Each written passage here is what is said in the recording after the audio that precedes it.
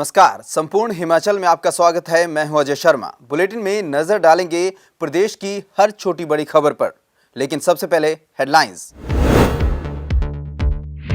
4 दिन के शिमला दौरे पर पहुंचे राष्ट्रपति रामनाथ कोविंद कल शुक्रवार को विधानसभा के विशेष सत्र को करेंगे संबोधित।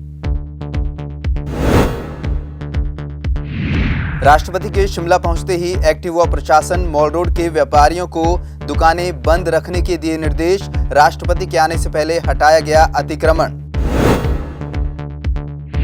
बढ़ती महंगाई, बेरोजगारी और फर्जी डिग्री कांड की सीबीआई जांच के मुद्दे पर कांग्रेस का प्रदर्शन।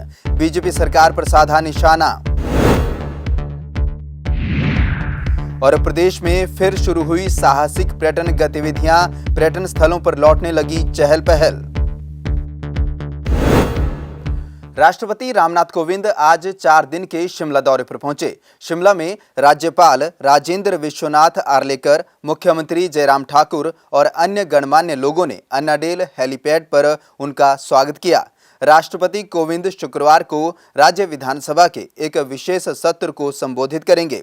राष्ट्रपति हिमाचल प्रदेश को राज्य का दर्जा दिए जाने की स्वर्ण जयंती के मौके पर सुबह 11 बजे विधानसभा के विशेष सत्र को संबोधित करेंगे। विधानसभा अध्यक्ष विपिन सिंह परमार ने बताया कि राष्ट्रपति हिमाचल प्रदेश विधानसभा को संबोधित करने वाले तीसरे राष्ट्रपति होंगे। इससे पहले तत्कालीन राष्ट्रपति एपीजे अब्दुल कलाम साल 2003 और प्रणब मुखर्जी साल 2013 में राज्य विधानसभा को संबोधित कर चुके हैं। इस विशेष विधानसभा सत्र में मौजूदा विधायकों के अलावा पूर्व मुख्यमंत्री शांता कुमार और प्रेम कुमार धूमल समेत सभी पूर्व विधायकों को आमंत्रित किया गया है। राज्य के 5 सांसद और 7 पूर्व सांसद भी इसमें भाग लेंगे।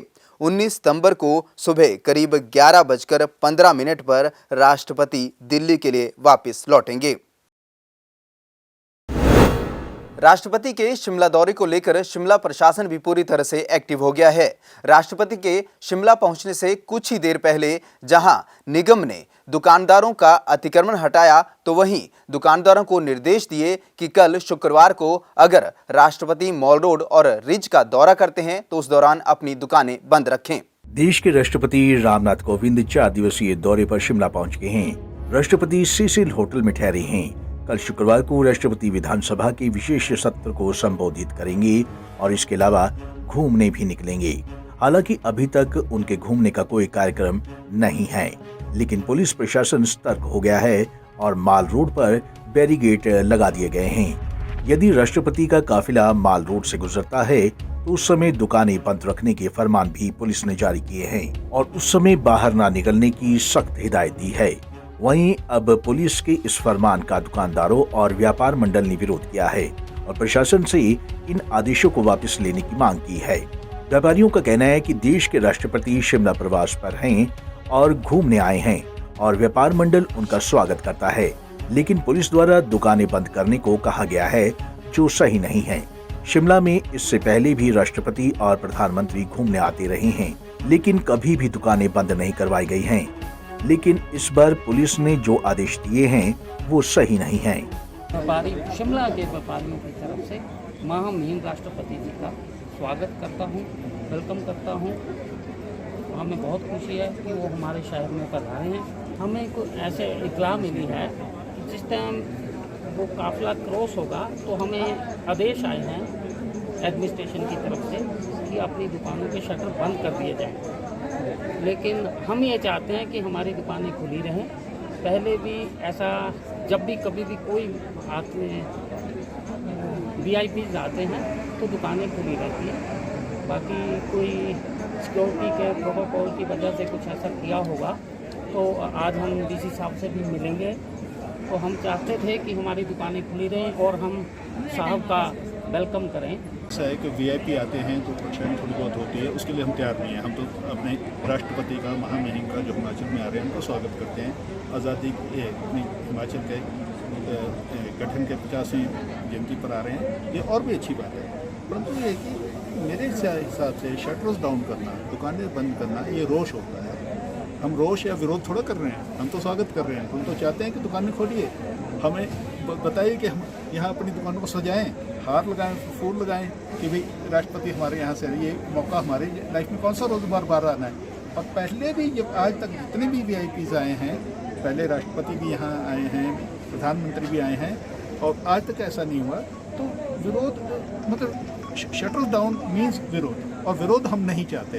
ये तो गलत मैसेज आएगा। हम तो चाहते हैं खुले दिल से उनको स्वागत करते हैं, और हाँ टेस्ट होता है उसके लिए हम तैयार हैं। उनकी सिक्योरिटी एक महीना रखती है, परंतु थोड़ा सा ये भी जानना चाहिए कि शटर डाउन करना है तो विरोध माना जाता है, और ये अच्छा सिग्नल नहीं है। ये सिक्योरिटी पॉइंट ऑफ व्यू से उन्होंने आदेश तो दिया है, पर जैसे भाई साहब कह रहे हैं कि शटर बंद करना is not a good signal, और ऐसा लगता है कि हमने तो विरोध करना चाह रहे हैं। वहीं दूसरी ओर राष्ट्रपति के शिमला पहुंचने से कुछ घंटों पहले ही नगर निगम ने कार्रवाई करते हुए माल रोड पर दुकानों के बाहर से अतिक्रमण हटाया और अतिक्रमण करने वाले दुकानदारों का सामान भी जब्त किया। हालांकि पुलिस द्वारा माल रोड के दुकानदारों को दुकानों के आगे सामान न रखने की हिदायत दी थी, लेकिन दुकानदारों ने सामान नहीं हटाया, जिसके बाद आज सुबह ही नगर निगम के कर्मी गाड़ी लेकर माल रोड पहुंचे और दुकानों के बाहर रखे सामान उठाकर गाड़ी में डालकर ले गए। बताओ ये मेरे दुकान के अंदर कि बाहर है? कब ले गए? अभी ले गए। क्या बोला, क्यों ले गए? ले लूं उससे कि मैं ही ले लूं उससे? हाँ बिल्कुल लो। घर ले जाओ तुम्हें। बोला क्या कि क्यों ले गए? क्या हैंगिंग की हुई है? हाँ, क्या हैंगिंग की हुई है? प्रशासन की कार्रवाई से व्यापारियों में खासा रोष है। व्यापारियों का साफ कहना है कि राष्ट्रपति और प्रधानमंत्री पहले भी यहाँ घूमने आते रहे हैं, लेकिन जिस तरह से प्रशासन इस बार व्यवहार कर रहा है वो सही नहीं है। पंजाब केसरी टीवी के लिए शिमला से अली की रिपोर्ट। एक तरफ जहां राजधानी शिमला के कई हिस्सों में तीसरे दिन पीने के पानी की सप्लाई हो रही है, तो वहीं दूसरी ओर नगर निगम रिज मैदान और माल रोड पर पानी की बर्बादी कर रहा है। राष्ट्रपति के दौरे को देखते हुए नगर निगम द्वारा आज रिज मैदान को पीने के पानी से साफ किया गया।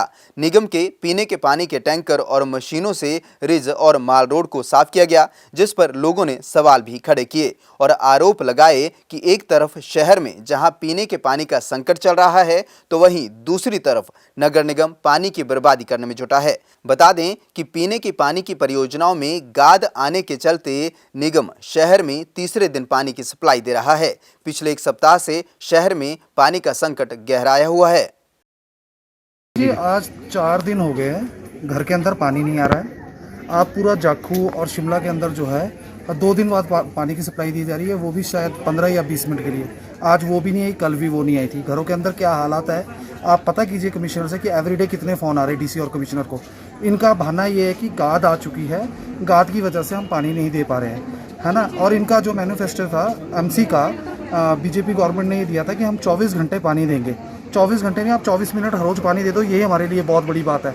सड़क धोने को पानी है, सड़कें आप धूल धो रहे हैं पानी से, और लोगों के घर में बच्चों के लिए नहाने धोने के लिए, टॉयलेट जाने तक, पीने तक के लिए पानी नहीं है। कितनी बेशरम सरकार है ये। पैसे दबा के ले रहे हैं। आज से 4-5 साल पहले आप पानी के बिल देखिए, जो महीने के 50 रुपये 100 आते थे, आज वही सीधे 1000 2-2 हज़ार के आ रहे हैं। उसके बावजूद भी पानी की आपूर्ति नहीं है पूरी है। कितने हमारा फर्स्ट सीज़न आप देखिए कि इस बार अभी 5 दिन हो गए, 5 दिन से घरों में पानी नहीं है, खास करके शिमला सिटी के अंदर ये हालात बन चुके हैं। और यहाँ पर अभी ब्रिज पे आके देख रहे हैं तो ये सड़कें धोई जा रही है।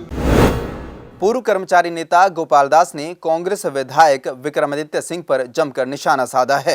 बिलासपुर में पत्रकारों से बातचीत के दौरान उन्होंने कहा कि विक्रमादित्य सिंह द्वारा अभी हाल ही में मुख्यमंत्री जयराम ठाकुर को हटाए जाने को लेकर कुल्लू में दिया गया बयान उनके बचपने को दर्शाता है। सच्चाई तो यह है कि विक्रमादित्य सिंह को अभी तक राजनीति का कोई अनुभव नहीं है। वह विधायक भी स्वर्गीय पूर्व मुख्यमंत्री व अपने पिता के चलते बने हैं। गोपाल दास ने कहा कि जयराम सरकार ने बेहतर कार्य किए हैं। जिस तरह से सरकार द्वारा प्रदेश में कार्य किया गया है, उससे हर वर्ग को लाभ मिला है। उन्होंने कहा कि देश के प्रधानमंत्री नरेंद्र मोदी स्वयं हिमाचल में बतौर प्रभारी रहे हैं और भाजपा राष्ट्रीय अध्यक्ष जेपी नड्डा व केंद्रीय मंत्री अनुराग ठाकुर हिमाचल से हैं। ऐसे में प्रदेश को खूब लाभ मिल रहा है। शिमला ग्रामीण के विधायक विक्रमादित्य सिंह ने कुल्लू में जो बयान दिया है कि मुख्यमंत्री जयराम ठाकुर को हटाया जा रहा है, ऐसी गलत बयानबाजी मैं ये समझता हूँ कि ये एक बचपना है। और दूसरा मैं ये कहना चाहता हूँ कि हिमाचल प्रदेश के अंदर कांग्रेस पार्टी में बड़े बड़े नेता हैं, सीनियर लीडर हैं, उन्होंने कोई अपनी जुबान तक नहीं खोली। उन्होंने जयराम के खिलाफ आज तक कोई बयानबाजी नहीं की। विक्रमादित्य सिंह क्या अपने आप को अब भावी मुख्यमंत्री समझने की कोशिश कर रहे हैं कि उनके पिताजी का भी ध्यान तो है पीछे, तो ध्यान तो होने के बावजूद भी कुछ समय के लिए उनको चाहिए था कि वो घर पे रहें, और वो ऐसे निकल गए कि नाटियाँ डाल रहे हैं पूरे प्रदेश में, मुख्यमंत्री को हटाओ। अरे विक्रमादित्य सिंह जी, मुख्यमंत्री वीरभद्र सिंह ने आपके पिताजी के लिए क्या नहीं किया? हेलीकॉप्टर भेजे, मदद करी, खुद कई बार दर्जनों बार हॉस्पिटल राम कहाँ नहीं गए बेचारे वो। तो आप इस प्रकार की घटिया बयानबाजी क्यों कर रहे हैं? आपके साथ हैं कौन है प्रदेश में? आप एक छोटी सी ग्रामीण के एक विधायक है आप, वो भी आप अपने फादर की वजह से बने। अपना तो कोई आपका वजूद है नहीं, वो तो 2022 में आप आगे देखेंगे कि आप जीतेंगे कि हारेंगे। सवाल ये है कि आप ऐसी घटिया बयानबाजी मत करिए, ऐसी प्रदेश के अंदर राजनीति मत फैलाइए, और सिर्फ अपने आप विधानसभा क्षेत्र तक सीमित रहें। उपचुनाव में क्या होना है क्या नहीं होना है वो प्रदेश के 2.5 लाख कर्मचारी देखेंगे, वो प्रदेश के 1.5 लाख पेंशनर देखेंगे, वो प्रदेश के हज़ारों मजदूर देखेंगे। तो इसलिए आपको जो है ऐसा ऐसी उछल कूद करने की कोई आवश्यकता नहीं है। और मुख्यमंत्री जयराम ठाकुर ठीक काम कर रहे हैं। प्रधानमंत्री नरेंद्र मोदी अच्छी तरह जानते हैं कि हिमाचल प्रदेश के अंदर जब कर्मचारी पेंशन मजदूर जयराम के साथ है तो हटाने की ज़रूरत नहीं है, सारे काम ठीक हो रहे हैं। आज सुख सलाहकार समिति की सरकार बैठक बुला रही है कर्मचारियों की, हज़ारों कर्मचारियों की समस्याओं का समाधान उस बैठक में होगा, ये मुख्यमंत्री जी ने कहा है। और मैं तो ये कहना चाहता हूँ, जो कुछ हमारे जो कर्मचारी नेता हैं वो कह रहे हैं कि भी ऐसे अश्विनी गुट को बुला लिया है, उसके साथ कोई नहीं है। अरे मुख्यमंत्री ने जो फैसला लिया वो ठीक लिया, ले लिया फैसला। और जो कुछ नेता ऐसे कह रहे हैं तो करें आंदोलन, वो अगर जिनके साथ कर्मचारियों का बहुमत है वो आंदोलन करें, जैसे हमने 1980 में किया था रामलाल सरकार के खिलाफ। हमने आंदोलन किया और हमने मान्यता पाई, 35 दिन लंबा संघर्ष चला। आज वो कर्मचारी नेताओं में दम रहा ही नहीं है, मैं ये दावे से कह सकता हूँ। और दूसरी बात ये है कि वर्तमान जो मुख्यमंत्री है जयराम ठाकुर, ये ठीक काम कर रहे हैं। एक बात मैं और कहना चाहता हूँ, मैं सेब बेल्ट से हूँ। आज कांग्रेस पार्टी हो हल्ला प्रदेश के अंदर कर रही है कि सेब का डुबो दिया, पैसा नहीं मिल रहा, वो हो गया। अरे जब कांग्रेस की सरकार थी हिमाचल प्रदेश में कई बार रही, तो तब भी ऐसा हुआ, सेब तब भी डूबा। आज इसको राजनीति का ये अखाड़ा मत बनाओ, और इसलिए इस हम में सब नंगे हैं। और वर्तमान सरकार ठीक कर रही है, और प्रदेश का जो कर्मचारी वर्ग है, पेंशनर है, मजदूर है, वो ठाकुर जयराम के साथ है। बढ़ती महंगाई, बेरोजगारी और फर्जी डिग्री कांड के मुद्दे को लेकर कांग्रेस ने प्रदेश सरकार पर जमकर निशाना साधा है। हमीरपुर में रैली कर कांग्रेस नेताओं ने उपायुक्त के माध्यम से राष्ट्रपति को ज्ञापन सौंपा है।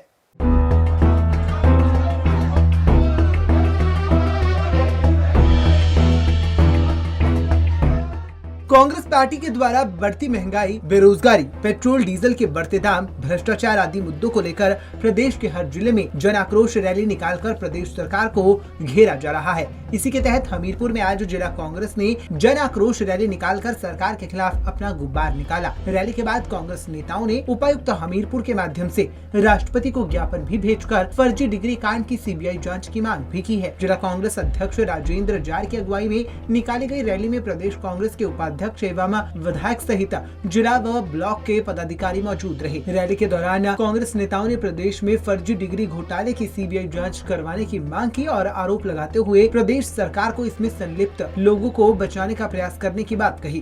कहते हैं खसियानी बिल्ली खंबा नोचे, वो काम हो गया। मैं बार बार ये बात को कह रहा हूँ कि 2012 से 17 तक हिमाचल प्रदेश में कांग्रेस की सरकार रही, पर 2007 से 12 तक जब बीजेपी की सरकार थी और मूंगफलियों की तरह हिमाचल प्रदेश में ये यूनिवर्सिटियां बांट रहे थे, तब कांग्रेस विरोध कर रही थी कि ये जो यूनिवर्सिटियां खोली जा रही हैं ये बिल्कुल सही नहीं है, और कांग्रेस का विरोध कर रही थी।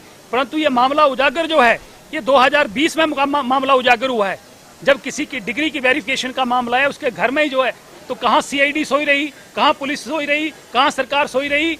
और हम ये भी कह रहे हैं कि जो 20,000 करोड़ रुपए का मामला है, किसका संरक्षण था, किसको इसका हिस्सा जा रहा था, ये सब CBI इसकी जांच करे और बेनकाब करे उन लोगों को जिन लोगों ने इससे बहुत घिनौना काम किया है, देश के साथ बहुत बड़ी गद्दारी करी है। हम ये कह रहे हैं। और 2012 से 17 तक हमारी सरकार रही, मामला नहीं पता लगा, ये ठीक है, परंतु जब ये मामला लगा तो हम इसका खुले मन से इसका विरोध कर रहे हैं कि हिमाचल प्रदेश के लोगों के साथ भी धोखा हुआ है, हिमाचल के साथ भी धोखा हुआ है और देवभूमि भी इन्होंने बदनाम करी है। इज्जत मिलेगी तो हम निश्चित तौर पर ये उनसे मिलने की कोशिश करेंगे, परंतु राष्ट्रपति का एक मिलने का प्रोटोकॉल होता है, मिलने देंगे नहीं मिलने देंगे, परंतु मैंने निश्चित तौर पर उनको पत्र भी लिख दिया है जिसका मैं, और हम बैठने वाले नहीं हैं। हम इस मुद्दे को गांव-गांव तक ले जाएंगे, जनता की अदालत में लेके जाएंगे। और देखिए ऐसा है कि ये मुद्दा लगभग पिछले 1-1.25 साल से चल रहा है। जब पुलिस ने मानव भारती विश्वविद्यालय पर रेड करी और एक डिग्री का वेरिफिकेशन का मामला था, और जब रेड करी गई तो उस यूनिवर्सिटी में लाखों की तादाद में 5 से 6 लाख फर्जी डिग्रियां मामले बेचने का मामला सामने आया है।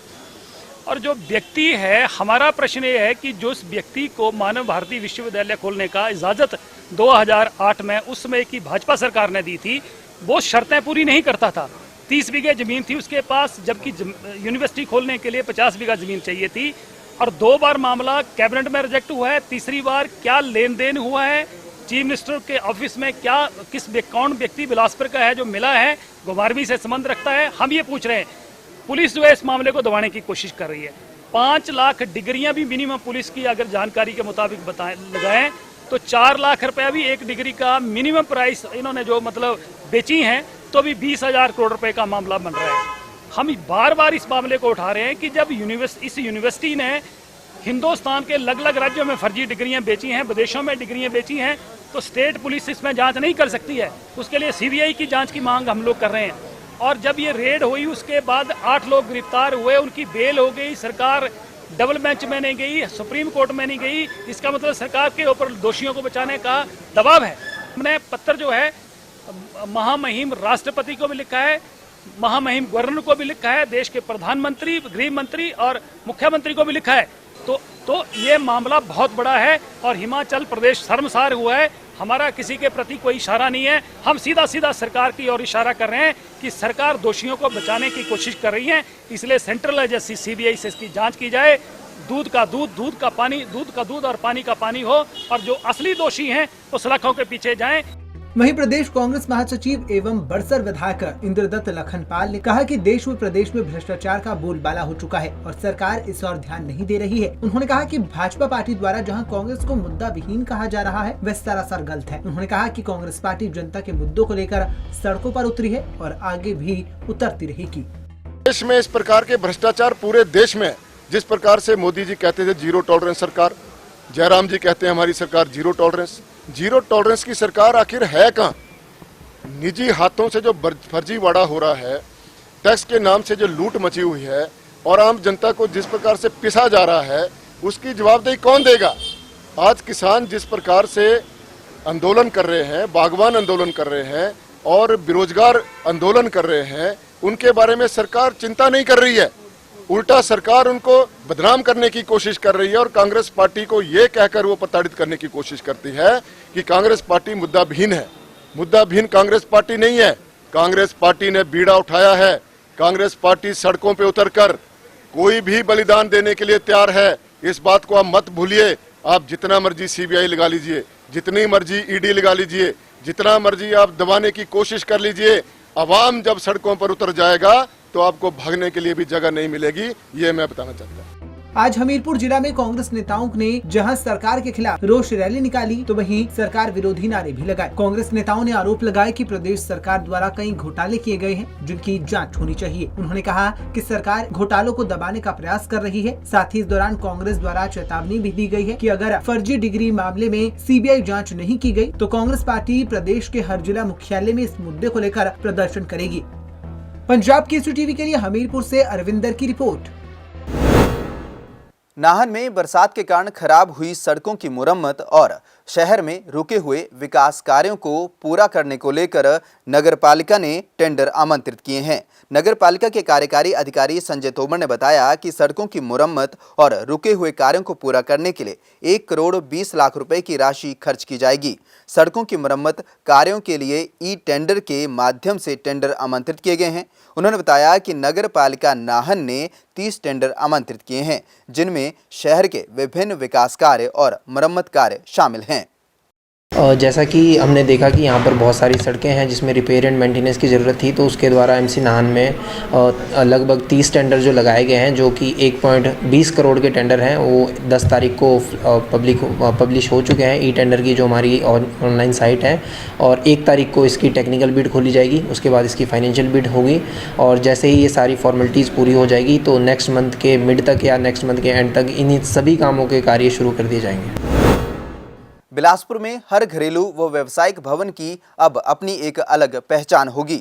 शहर के व्यावसायिक व घरेलू भवनों की अब यूनिक आईडी बनेगी। इसके लिए शनिवार से शहर में डिजिटल सर्वे शुरू हो जाएगा। केंद्र सरकार द्वारा अधिकृत एक निजी कंपनी को यह कार्य सौंपा गया है। सर्वेक्षण होने के बाद यूनिक आईडी जनरेट होगी और शहर के हर घर, दुकान, ढाबे व संपत्ति पर स्थायी नंबर प्लेट लगेगी। डिजिटल डोर नंबर प्लेट जारी होने के बाद शहर के भवनों व उसके मालिक सहित अन्य जरूरी जानकारी एक क्लिक पर मिल जाएगी, जिसकी सारी रिपोर्ट नगर परिषद बिलासपुर के पास भी उपलब्ध होगी। सर्वेक्षण कार्य में लगी कंपनी के जिला बिलासपुर में तैनात विकास अधिकारी ने बताया कि इससे पहले भी कई सर्वे हो चुके हैं, लेकिन इस सर्वे का सीधा फायदा जनता को मिलेगा। हमारे यहाँ पे बिलासपुर में डिजिटल सर्वे का काम चल रहा है और इस सर्वे के माध्यम से हम हर घर को, हर शॉप को, हर होटल को एक यूनिक आईडी प्रोवाइड कर रहे हैं। इससे पहले भी कई प्रकार के सर्वे हुए, लेकिन उसमें ऐसा नहीं हुआ। हम इस सर्वे करने के माध्यम से जनता को मूलभूत सुविधाएं मिल पाएंगी, जो कि इससे पहले नहीं मिलती थी।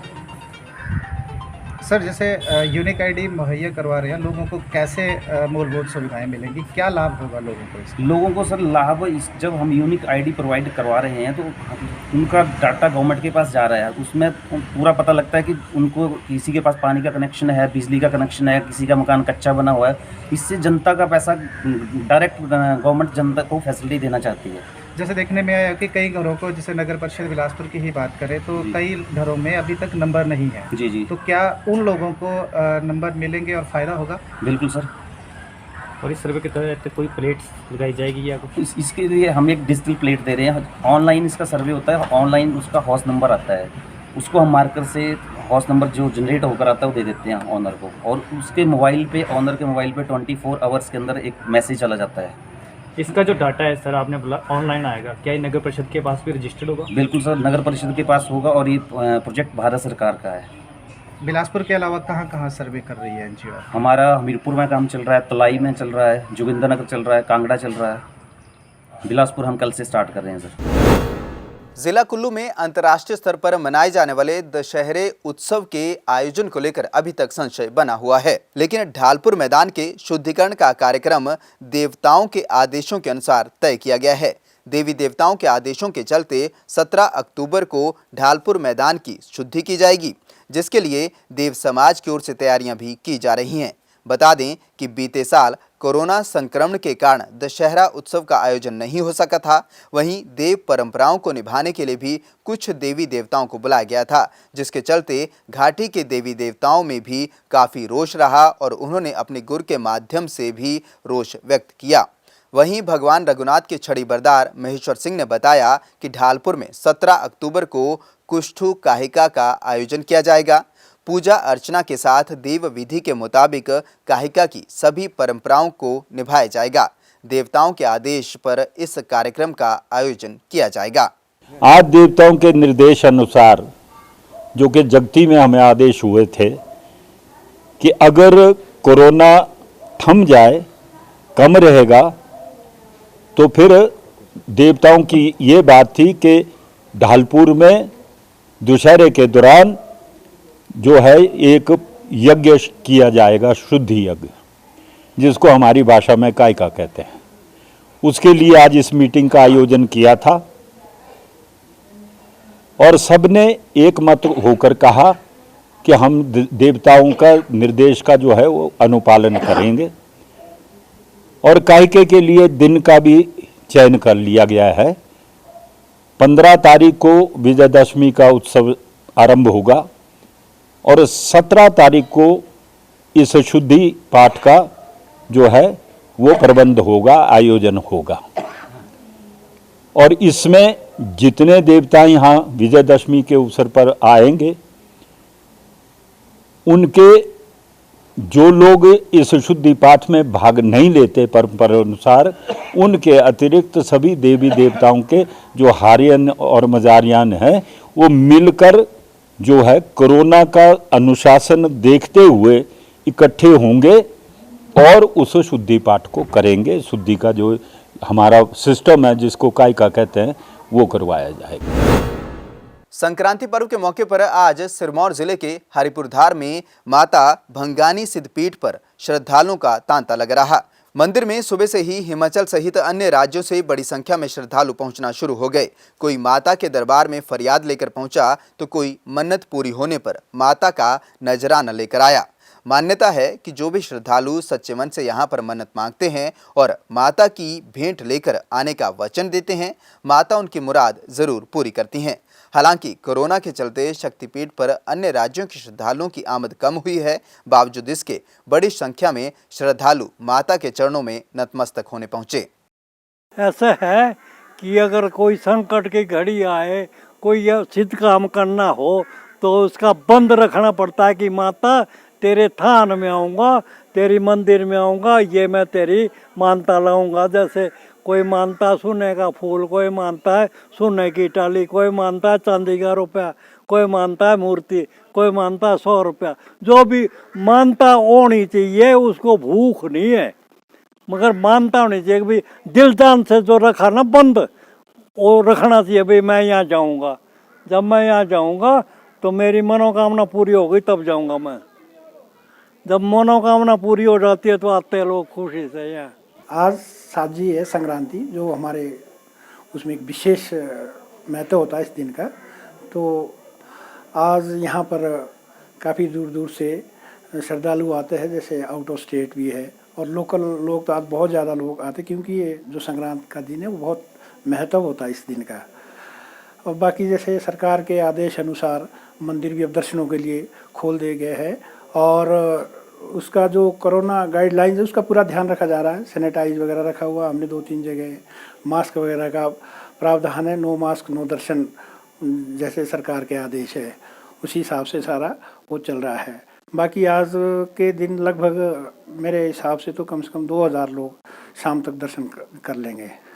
1001 लोग तो अभी तक भी अभी 1 बजा है, अभी तो आधा दिन हुआ है, आधे दिन अभी तो लगभग 1000 लोग और दर्शन कर सकते हैं। हिमाचल प्रदेश में अब 2 माह बाद एक बार फिर से साहसिक पर्यटन गतिविधियां शुरू हो गई हैं। पिछली 15 जुलाई से इन्हें कोरोना के बढ़ते मामलों के चलते बंद कर दिया गया था, लेकिन अब एक बार फिर शुरू किया गया है। इनके शुरू होने से जहां पर्यटन कारोबारियों के चेहरे खिल गए हैं, तो वहीं पर्यटक भी इनका खूब आनंद उठा रहे हैं।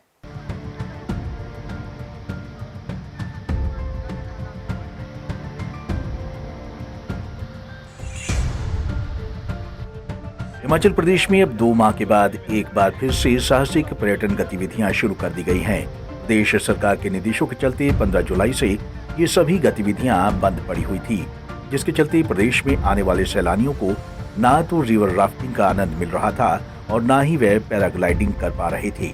लेकिन अब एक बार फिर साहसिक पर्यटन गतिविधियां शुरू होने से पर्यटन स्थलों पर भी रौनक नजर आने लगी है। प्रदेश के साहसिक पर्यटन केंद्र कुल्लू में रिवर राफ्टिंग और पैराग्लाइडिंग करने वाले पर्यटक अब कुल्लू मनाली में आकर इन खेलों का आनंद ले सकते हैं। प्रतिबंध लगने से ब्यास नदी में रिवर राफ्टिंग के पॉइंट रायसन, बबेली, पीरडी में, जबकि पैराग्लाइडिंग के लिए मशहूर सोलंग नाला, मड़ी व डोभी में वीरानगी छा गई थी। लेकिन अब प्रतिबंध हटते ही दोबारा इन स्थलों पर चहल पहल लौटने लगी है। तो वहीं सरकार के इस फैसले से पर्यटकों के साथ साथ पर्यटन कारोबारी भी काफी खुश हैं। कोरोना बंद हो गया है, इसलिए हम 2 साल के बाद अब घूमने निकले हैं। बहुत ही बढ़िया लग रहा है और घूमने में भी अच्छा लग रहा है। रोहतक में घूमे पूरा मनाली घूमे हैं। 2 साल तक हम घर में थे, कुछ काम धंधा था नहीं, इसलिए घर में बैठे थे। अब घूमने निकले, कोरोना खत्म हो गया तो थोड़ा और बहुत ही इंजॉय किया। आज ही स्टार्ट हुई ऑफिशियली, तो साइन बिल्कुल पॉजिटिव आ रहे हैं। अभी देखते हैं आगे क्या होता है। प्रत्यक्ष और अप्रत्यक्ष तौर पर करीब कम से कम 2000 युवा इस व्यवसाय से जुड़े हुए हैं। ये जो हिमाचल को कोविड टीकाकरण में नंबर 1 जो पहला स्थान मिला, उससे बहुत पॉजिटिव साइन आ रहे हैं। उम्मीद है कि इस बार काम अच्छा होगा। जो अभी ये जो है अभी 2 महीने के बाद जैसे मतलब 15 जुलाई को ये एक्टिविटी क्लोज होती है, जो बरसात के कारण उस टाइम फ्लो भी बहुत ज़्यादा होता है, रिवर राफ्टिंग पॉसिबल नहीं होता है इस रिवर ब्यास रिवर में।